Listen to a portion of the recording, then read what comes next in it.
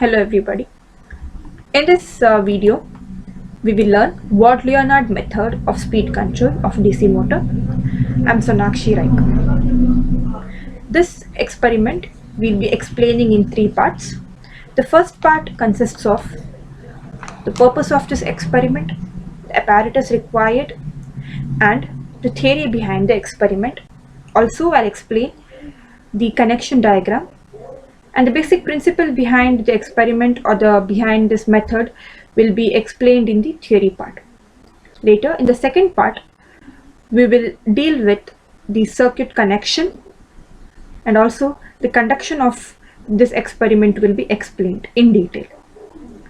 Later, in the third part, we will learn or we will see the observed data and how we will plot the data, what data we'll get and how the data will be plotted, what result we get, and later we will discuss on the inference, and also a part of advantage and the limitation of this experiment will be dealt.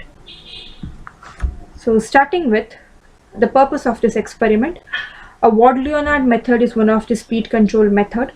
So in this experiment we will be demonstrating the Ward-Leonard method of speed control, and we will plot the armature voltage versus speed characteristics.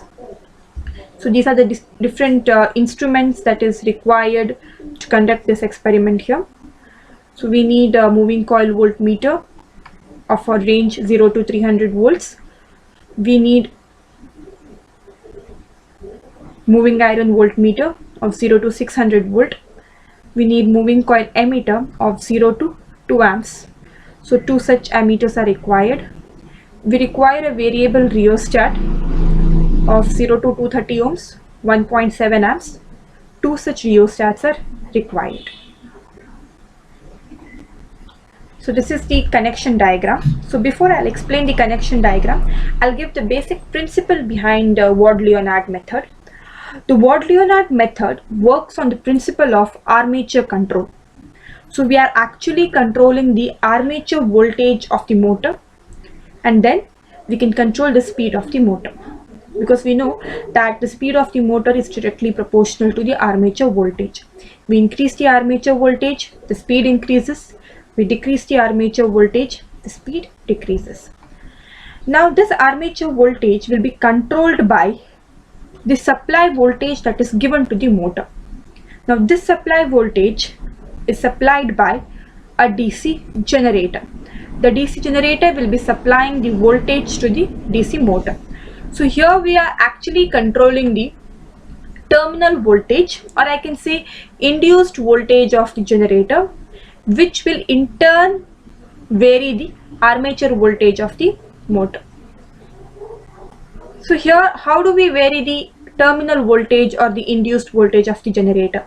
Now that we are doing using the field winding or flux variation. We change the flux, we increase the flux. As we keep on increasing the flux, we change the terminal voltage or induced voltage of the generator. So in order to change the flux, the field current has to be changed. So in this case, we are actually increasing the field current. So in order to increase the field current, the resistance of the field circuit has to be decreased. So that is the reason why in the initial state, the rheostat connected here will be in the maximum position, that is cut-in position. So once you vary the rheostat from cut-in to cut-out position, the field current, the field circuit resistance starts to decrease and the field current starts to increase. So once the field current in this circuit starts to increase, the flux increases and the induced voltage as well as the terminal voltage of this generator starts to increase. So once the terminal voltage of the generator starts to increase, the armature voltage of the motor increases, and then we get this variation in the speed. Now here, this DC generator requires certain mechanical power. Now that mechanical power is supplied by an AC motor. In this experimental setup, we are using three-phase induction motor as a prime mover to the DC generator. Now this field winding that we can see here, this is the motor field winding. Actually this has to be here. since we cannot clearly show the field winding in this part, we are showing it here. This is the field winding of the DC motor, and this is the variable rheostat. If in case we require speed control above the rated speed, then we vary the field rheostat of the field rheostat of the motor, and we change the speed above the rated speed. But in this experiment, we are demonstrating the speed control only within the base speed. So we don't go for field control of speed here. We don't go for a flux controlling method here. We only change the armature voltage. Clear? So this is the principle behind this experiment. So here we have an induction motor. These are the specification. Sorry. Yeah. These are the specification of the motor. This is the induction motor specification, DC generator specification, and DC motor specification. So you can read the specification. The induction motor has to be at 1000 for the rated speed is 1430 rpm, which is nearer to 1500 rpm, and the DC generator, the rated speed is 1500 rpm, and DC motor is also having the rated speed of 1500 rpm. Next, this is the procedure. So the procedure and the conduction of the experiment will be explained in the next section. So now we'll see how the experiment is conducted.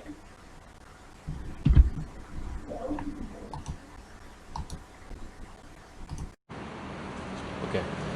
So today we will demonstrate the experiment on speed control of DC motor by Ward-Lennard control method.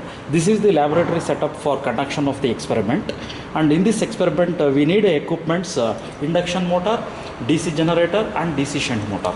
Okay, so the representation of the DC induction motor in the control panel, it is shown the stator, and we have a connection for terminals of generator and as well as motor. And the connections, first I will explain how to connect it. First you have to take the three-phase terminal from the panel to the source to the your induction motor. Induction motor will start after applying the voltage. Then this induction motor is act as a prime mover for the generator. As soon as the induction motor starts, the generator will start running and it will build up the voltage. And then it is the same voltage is applied to the DC shunt motor. Okay, and one more thing is that there are two rheostats are using for DC field shunt generator field resistance, and this is the shunt field DC motor resistance.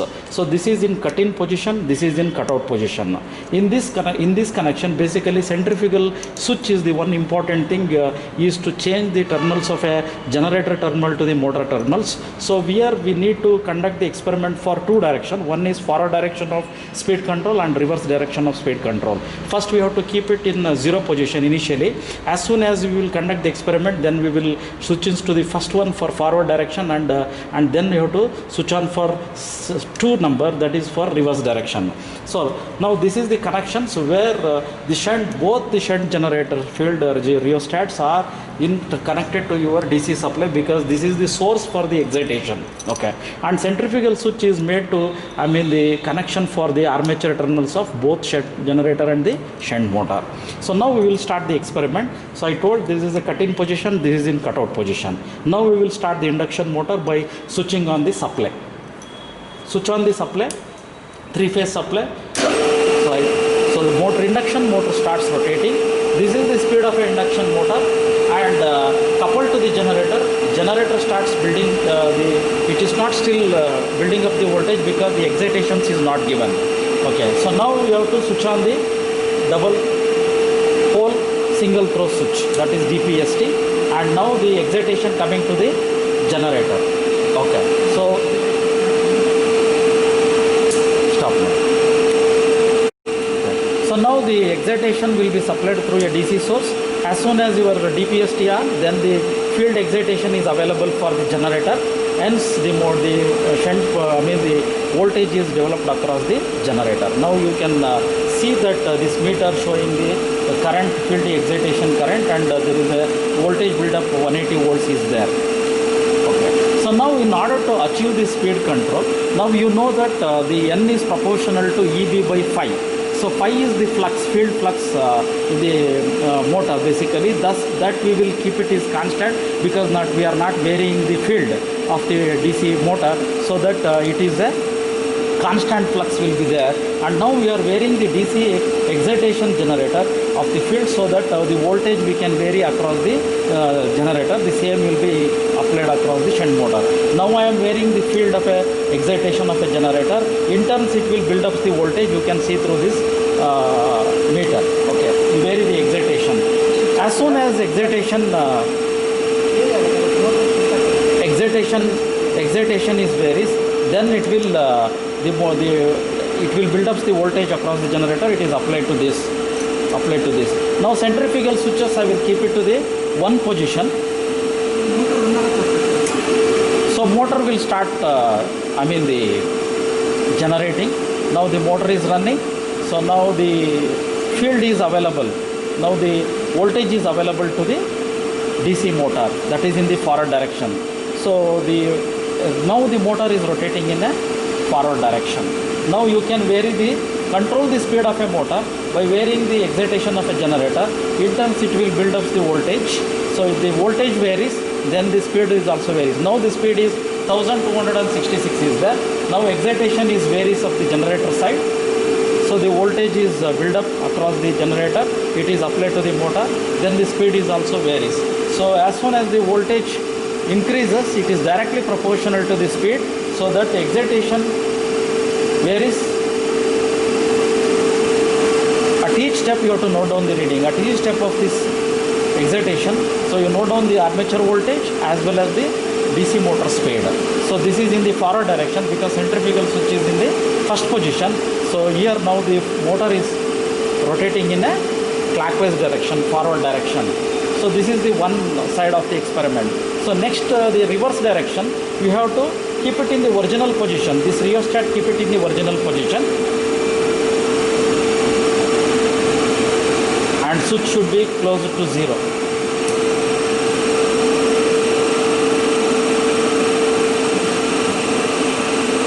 Okay. So now the switch is thrown onto the second side, means I am interchanging the terminals of a armature terminal of a generator to the given to the DC shunt motor, so that DC shunt motor is having a different polarity now than compared to the earlier, so that it is having a reverse direction of rotation of a DC motor. Now in the reverse direction also you can control the speed by excitation of this. You can vary the excitation again to the generator, so that armature voltage of a generator varies, that you can see here, vary the generator field. So flux is increases, so that EMF is also increases. So you can see the speed of a DC motor also varies in the reverse direction, controlling the speed. So the speed is increases, means voltage available to the DC motor is increases. So this will going to demonstrate the speed control of a DC motor in both forward and reverse direction. That's all.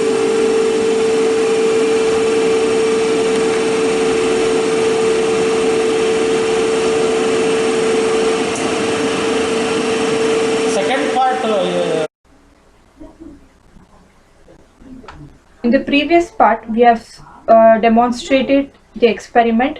We have seen the basic connection, circuit connection, and also the conduction of the experiment has been demonstrated in the previous part of this video. Coming to the third part, here we will see the meter readings or the data we have tabulated. Also, we will understand the typical graph. Later, at the end, we will discuss the result and inference of this experiment. Coming to the data tabulated here, we have two set of reading, one in the forward direction and second one in the reverse direction. Coming to the forward direction, we can see that as we keep on increasing the voltage, that is the armature voltage, the speed of the motor increases. Similarly, in the reverse direction, as we keep on increasing the voltage, the speed increases in the reverse direction. This is the typical graph. The graph will be drawn in two quadrants. one in the first quadrant and then in the third quadrant.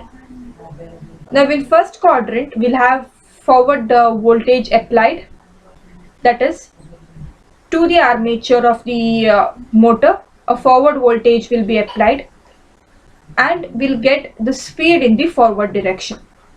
Coming to the third quadrant graph, here the voltage will be that the voltage that we apply to the armature of the DC motor will be having a reverse polarity, hence the voltage will have a negative polarity, and since the direction of rotation is in reverse, so the speed will also have negative polarity. So you get the graphs in first and the third quadrant, and as you can see that the speed is having linear relationship. We know that in a DC motor the speed is directly proportional to the armature voltage, so hence there is a linear relation between the speed of the motor and the armature voltage, so you get a straight line. So this is the typical graph, and you can see that we can control the speed linearly by changing the armature voltage. Now coming to the result and inference part, the result is here is simple, that we have obtained the speed versus armature voltage characteristic of DC motor in both the direction.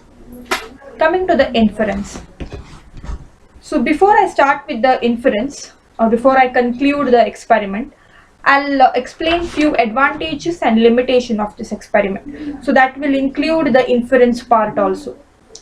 The first thing here is that the Ward-Leonard method claims to be, or the advantage of Ward-Leonard method is that it has a very smooth speed control from 0 to rated speed of the motor.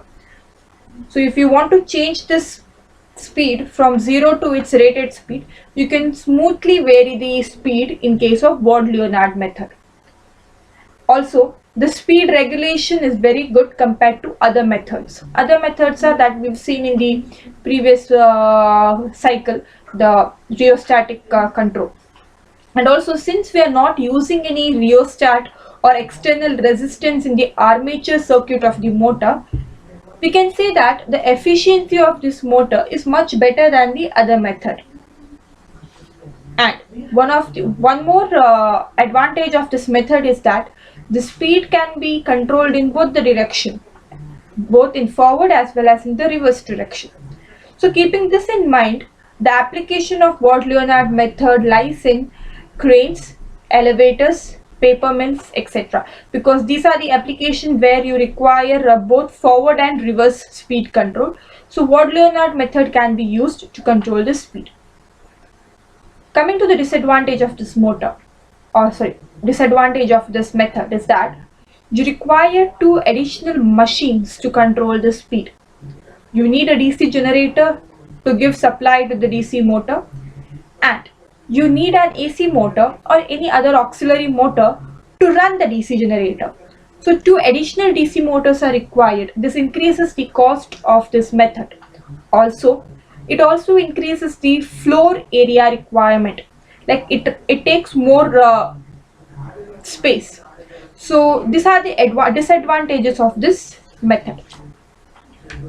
To conclude, we have demonstrated Ward-Leonard method of speed control, and we have seen that by changing the flux in the DC generator, we can change the armature voltage supplied to the DC motor, and hence we can control the speed. We have plotted the graph, that is characteristics, armature voltage versus speed characteristics, and we can see that the speed varies linearly as the armature voltage is varied. And we have also seen the applications of Ward-Leonard method. The advantages and the disadvantages of this method has also been discussed. Thank you.